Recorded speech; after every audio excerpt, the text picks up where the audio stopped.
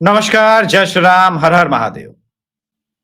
दोस्तों, एक फिल्म आई थी, फिल्म का नाम था सरफरोश। उस फिल्म में एक बहुत उम्दा गजल गायक थे। गजल गायक का चरित्र चित्रण कर रहे थे नसीरुद्दीन शाह, और कैरेक्टर का जो नाम था वो था गुलफाम हसन। गुलफाम हसन गजल गाता था। भारत के लोग उसे बहुत प्यार करते थे, इज्जत देते थे। दौलत शोहरत सब भारत से वो कमाता था, मगर अंदर से वो आतंकवादी था। जी, अंदर से वो आतंकवादी था। मैं उसी गुलफाम हसन की बात कर रहा हूं जिसका फोटोग्राफ आपके सामने है। गुलफाम हसन वास्तविक जीवन में भी हमारे आसपास गुलफाम हसन है, और एक दो नहीं, मैं कहूंगा करोड़ों की संख्या में। करोड़ों की संख्या में भारत देश के अंदर कुछ ए टीम है, कुछ बी टीम है, कुछ सी टीम है।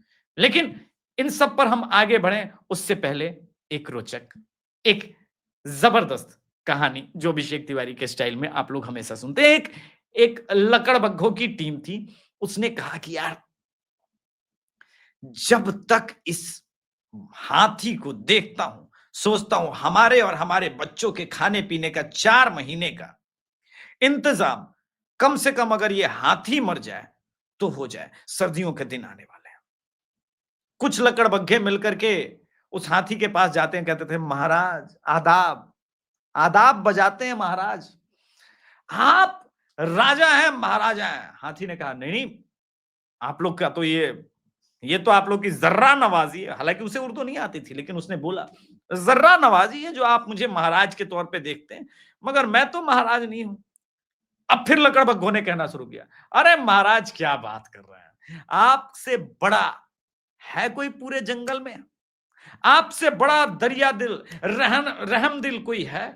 अरे जनाब, ये शेर लोग तो जानवरों के मांस खा जाते हैं नोच नोच के। आप असली राजा हैं। अपनी सूंड तो देखिए, अपनी दोनों निकली हुई दांतों की सुंदरता तो देखिए। अब लपेट रहे वो। अब धीरे धीरे हाथी को भी नशा चढ़ता, बोलता हाँ यार, ये बात ठीक है। बोला महाराज, आज हम आपको एक गद्दी के पास लेके जाना चाहते हैं। उस गद्दी पर आपको बिठा करके आपको एहसास दिलाना चाहते हैं कि आप कितने बड़े रहमदिल शहंशाह बनेंगे। हाथी की पत्नी रोकती है, हथनी रोकती है, बोला मत जाइए, ये लकड़बग्घे हैं, ये कुछ भी कर सकते हैं, हमारे बाल बच्चों का क्या होगा। मगर हाथी पर राज योग का और राजगद्दी का सुरूर चढ़ चुका था। हाथी नहीं समझा कि ये लकड़बग्घे क्या कर सकते हैं। हाथी ने कहा, अरे तुम हमेशा सांप्रदायिक बातें करती हो, तुम एक सांप्रदायिक महिला हो। ये लकड़बग्घे सेक्युलर हैं, इनकी सेक्युलरिज्म देखो कि ये सींग को छोड़ करके, जबकि ये स्वयं भी मांसाहारी हैं, सींग को छोड़ करके मेरे समर्थन में आगे खड़े हैं। अब लकड़बग्घा आगे आगे, हाथी जनाब पीछे पीछे। इसके बाद एक दलदल था, तो कहा जनाब, आप ही इस दरिया को पार कर सकते हैं। ये आग का दरिया है, आपके पांव बड़े बड़े हैं, आप पार कर जाएंगे। हम लोग छोटे लोग, हम लोग आपके पीठ पे बैठ जाएं। हाथी ने कहा हाँ ठीक है।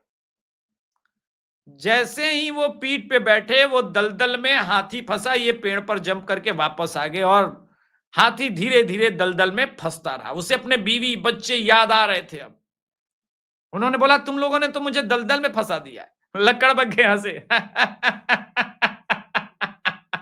तुम्हारी पत्नी माले गनीमत, तुम्हारे बच्चे माले गनीमत, ये सारा जंगल लकड़बग्घों का है। हम इसी तरह से तादाद बढ़ाते हैं और एक एक करके खा जाते हैं।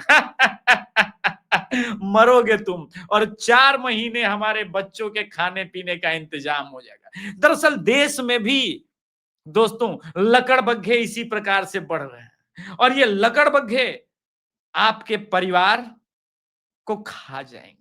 मगर इन लकड़बग्घों के समर्थन में जो लोग खड़े हैं, मौन रूप से खड़े हैं। आप देखिए, जो डॉक्टर का वीडियो वायरल हुआ, इस डॉक्टर के ऊपर चर्चा होनी चाहिए, इस डॉक्टर के कारनामों पे चर्चा होनी चाहिए। अल फतह यूनिवर्सिटी का चेयरमैन तक अरेस्ट हो गया। अल फतह यूनिवर्सिटी का चेयरमैन तक अरेस्ट हो गया। मगर चारों तरफ चुप्पी है। यही चुप्पी खलती है। ये जो चुप्पी है ये खलती है। अल फतह यूनिवर्सिटी के चेयरमैन गिरफ्तार हुए। डॉक्टर्स, मुस्लिम डॉक्टर्स पर इतनी बड़ी ये है। 1,40,000 ऑफिशियली डॉक्यूमेंटेड इस देश में मुसलमान डॉक्टर है। आपने भारत के किसी भी मुसलमान डॉक्टर के मुंह से इस पर आलोचना सुनी? मैं कुछ नहीं कह रहा ये कौन है क्या है, आलोचना सुनी? नहीं सुनी ना। इसीलिए मैंने कहा कि लकड़बग्घे की स्टोरी को समझिए। लकड़बग्घा ताक में बैठा है, हर तरफ लकड़बग्घा ताक में बैठा है। चलिए, आपको विश्वास ना होगा, ये जनाब इस वक्त सॉरी, इनको पता है कि भारत में रहना, दिल्ली में रहना सेफ नहीं है इस समय, क्योंकि इन्हीं के कौम के लोग क्या क्या कर रहे हैं। तो इन्होंने क्या कहा, बोला मैं सेंट्रल पार्क चुनती हूं, मैं न्यूयॉर्क चलती हूं, वहां पर भैया 15 AQI है। आ हा हा, अमरीका रहेंगे। आ हा हा, वाह वाह वाह वाह वाह वाह वाह। इनसे पूछिए कि आप गुलफाम हसन को पहचानती हैं? कहेंगे ना। उसी सरफराज फिल्म में एक संवाद है, एक पुलिस अफसर जो कि आमिर खान ने उसका कैरेक्टर प्ले किया, वो जाता है और अखिलेश मिश्रा से पूछता है, इसको पहचानते हो? वो पाकिस्तानी ISI का एजेंट होता है, कर्नल सैफी। बोला, इसको पहचानते हो? कहता है ना, कौन है ये? इसी प्रकार से ये लोग नहीं पहचानते। जिस जोहरान की तलाश में ये US में है, यहां तो जोहरान दनादन फटे जा रहे हैं। Zohran, Zohran, Zohran. अब आरजे साइमा को देखिए, कितनी तकलीफ में है आरजे साइमा भाई, आप इसकी तकलीफ समझिए। यशवंत देशमुख ने जैसे ही वीडियो शेयर किया, बोला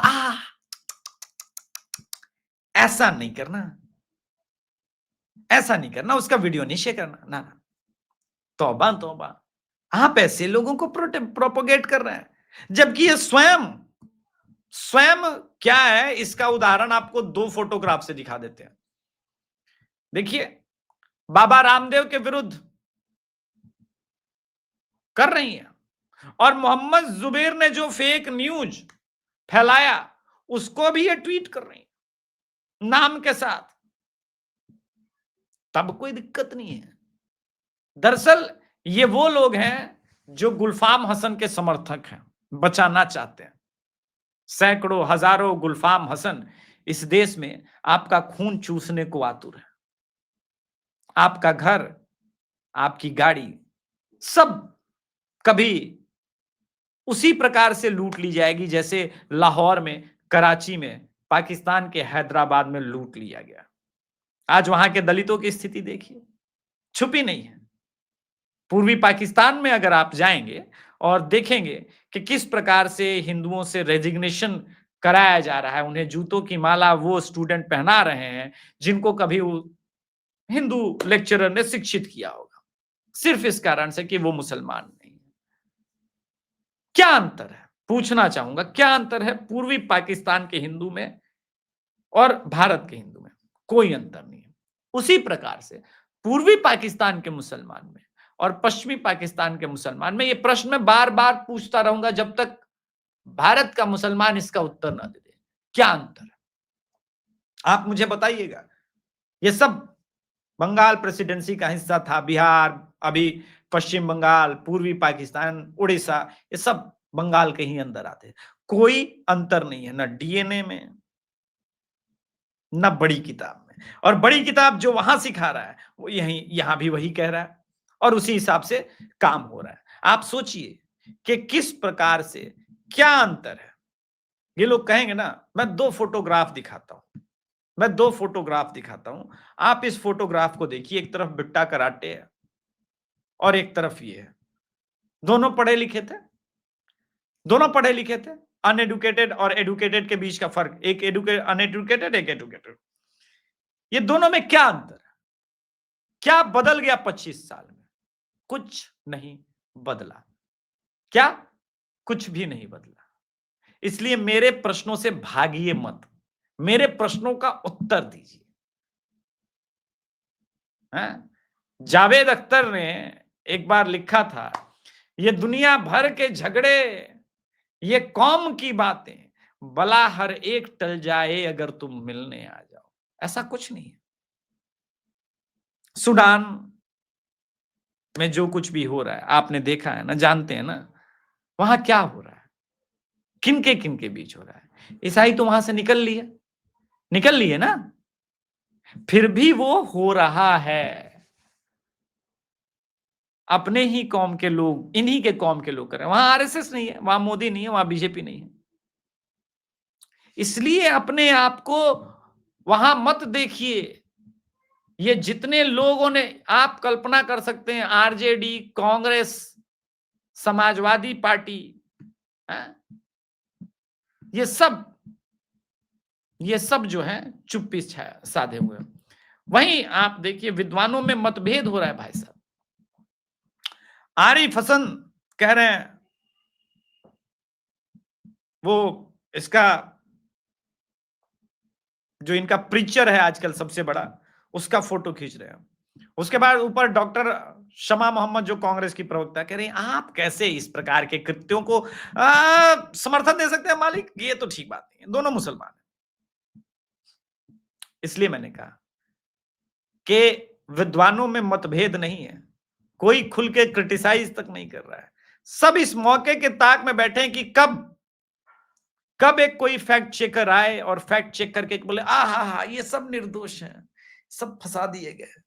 आप याद कीजिए इन्हीं लोगों को, इन्होंने कर्नल पुरोहित और साध्वी प्रज्ञा दीदी के बारे में क्या कहा था, वो निर्दोष थी। एक वीडियो और प्ले करूंगा अपने ही भाई का, मित्र का, और वो प्ले करना आवश्यक है वो वीडियो, क्योंकि उस वीडियो को प्ले नहीं करेंगे तो आप उसके यथार्थ को नहीं समझेंगे, उस बात को नहीं समझेंगे। ये सुनना आवश्यक है उसके शुरुआती हिस्से को, जो कि गर्वित भाई बोल रहे हैं और एकेटीके से हैं गर्वित भाई, और ये बहुत इंपॉर्टेंट वीडियो है, आप सुनिएगा। ठीक है, एक भी मुस्लिम डॉक्टर ने इस पूरे विषय के बारे में उसको कंडेम करना कुछ भी नहीं किया। ठीक है, कश्मीर में 2-4 कैंडल लाइट विजिल निकल गई, वो ठीक है, वो 2-4 हो गया। वो मेरे को तो समझ में नहीं आता, कश्मीर का ही बंदा आके फोड़ता है और कश्मीरी कैंडल लाइट निकाल देता है। कैंडल अपने आप में एक बड़ा प्रोपेगेंडा षड्यंत्र है भाई। और वो कश्मीरी फिर इनके जनाजे में भी चला जाता है। मेरे को समझ में नहीं आ रहा कर क्या रहे हैं। अब यही वो खेल है जो मैं आपको समझाना चाह रहा था। डॉक्टर वाला तो मैंने भी समझा दिया कि 1,40,000 डॉक्टर, लेकिन पहलगांव भी हमने देखा। अपनी रोजी रोटी बचाने के लिए कैंडल लाइट इन्होंने फिर से निकाला मोर्चा। भाई एक तरफ तुम कैंडल लाइट उनके लिए निकालते हो जो इन क्रूरतम नरसंहार करने वाले तुम्हारे कौम के लोग हैं, और दूसरी तरफ कैंडल लाइट उनके लिए भी निकालते हो जिनको इन्होंने मार दिया। ये बैलेंस नहीं हो रहा है ना, ये बैलेंस नहीं हो रहा है। तुम बुरहान वाली के लिए निकले, तुम नायकू के लिए निकले, तुम तो सबके लिए निकल ही रहे हो ना, ये बैलेंस नहीं हो रहा है। बैलेंस करते हैं हिंदुओं, बैलेंस करना शुरू कीजिए, खुल के प्रतिरोध करना शुरू कीजिए। उनसे पूछिए कि तुम तो मुस्लिम डॉक्टर हो ना, तुम क्यों चुप्पी साधे हो इस पर?